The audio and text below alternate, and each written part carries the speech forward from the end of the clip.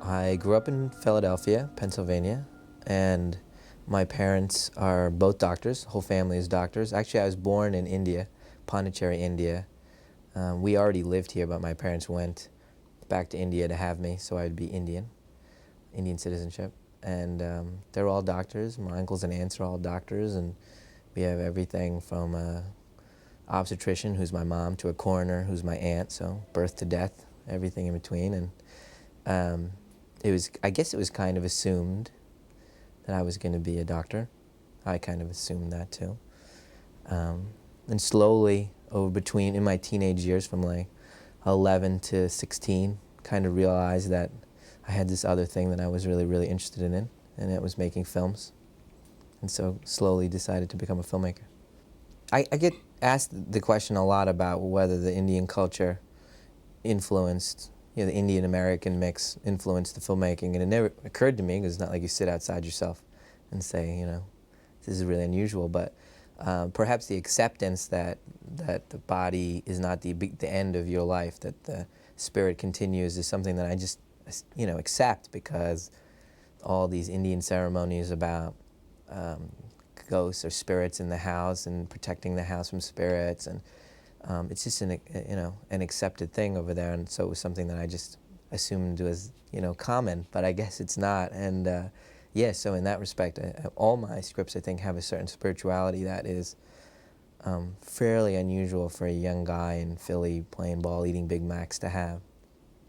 Each movie I tell is, you want to tell a little bit about who you are, or a part of your life, and my first film was kind of going to India and learning about my heritage, and the second movie was about my Catholic school experience, 10 years of that.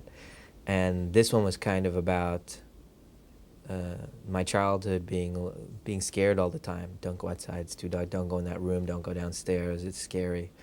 Everything really did scare me. I was a very timid kid, and the fear of what is in the other room, what is down the hall, is so scary.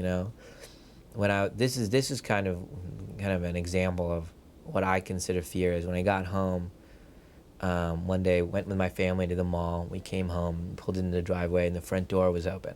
It was nighttime, and the car stops, and everybody's quiet, and I'm like, what? And I look, and I was probably like 12, 13. I look, and the front door is wide open.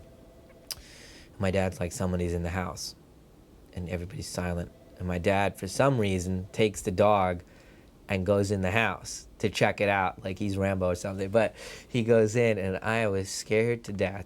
And that was one level of fear. But then he comes out and he goes, nobody was in there. It was just the mat got stuck in the door, and the door swung open with the wind.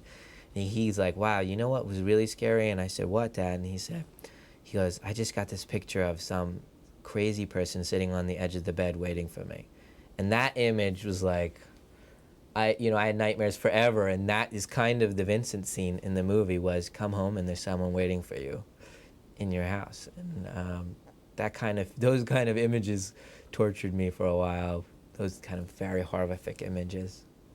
Acting is something that I want to do. I want to practice, but obviously a 20-something Indian guy, it's a tough gig to find.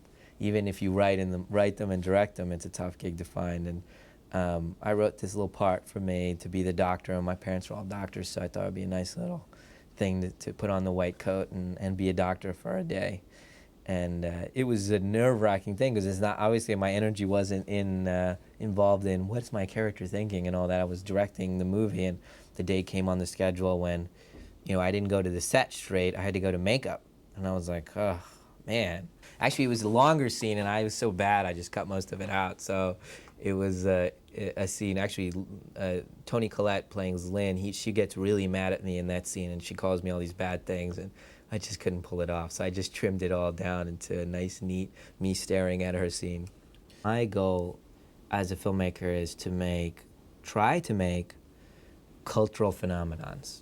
How do you make that happen? And how do you get under the skin and define a time and a place, and really take your place in society as that affected you? People are still affected by the original Exorcist when they think about it, that time period. And all, my mom and dad were in India, and they talk about how it affected them. It affected The World and The Godfather and all these movies. Now these are movies that obviously became huge, gigantic box office hits, but I'm talking about how it affected the culture, you know, and obviously Titanic and all those movies. And how can you make these movies where it gets under everybody's skin, and that's the original goal, and you kind of forget about it and you go make your movie after a while. But the Sixth Sense opened on my birthday, August 6th, which was another sign that the movie was just in a weird place and being guided. It opened on my birthday, and my first two movies grossed $350,000 combined, and The Sixth Sense on its opening day on Friday night grossed $8 million, and that's like 1.5 million people saw it on opening night. And I was like, my God, that's been amazing. And so that's one thing. But then it's Sunday. That Sunday did more than Friday, which is a really unusual thing. It means word of mouth is starting to go already. People are like, the Sunday was bigger than Friday. And so that weekend we grossed 27 million, which is gigantic, and was the biggest weekend in the history of August. And so that in itself is an amazing thing, but that is not truly amazing, because you can, in this day and age, you can take a mediocre film and promote it crazily and get that. I think you can. Now, the second weekend, now that is the movies weekend, the second weekend, and that decides a lot of things, and that tells you a lot.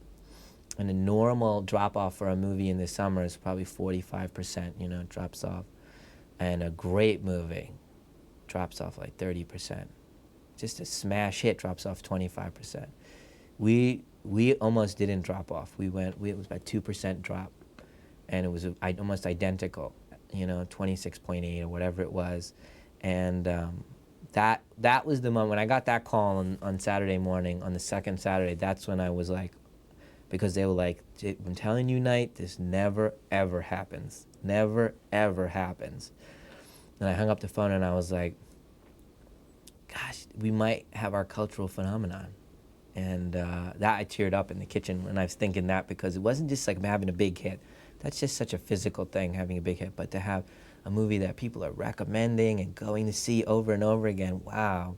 And it just kept going on and on. And then our fifth weekend was Labor Day weekend, and we grossed about $30 million on that weekend. And that's just ridiculous. Only two movies have done that kind of business at the time, and it was Sixth Sense and Titanic, and I couldn't believe it. But we had a cultural phenomenon. You know, I was on it's everywhere. I've heard rabbis giving sermons about it. In colleges, they had I heard this economics class where my friend was in, and he said they were teaching it like, if Sixth Sense tickets cost $7.50 and 750 people went to get it, you know, and they just doing charts that way to interest them. And, you know, and on Jay Leno, they did spoofs and on and on and on, and, you know, in sitcoms, they're referring to it. And I was playing basketball, a pickup game at the school, and one of the guys on the team threw the ball, and he threw it to nobody, and it hit the fence. And the guy's like, you know, the other guy on the team said, what do you think? You see dead people or something? And he didn't know that I had directed the movie, and it just had seeped into the culture. I see dead people. It's everywhere.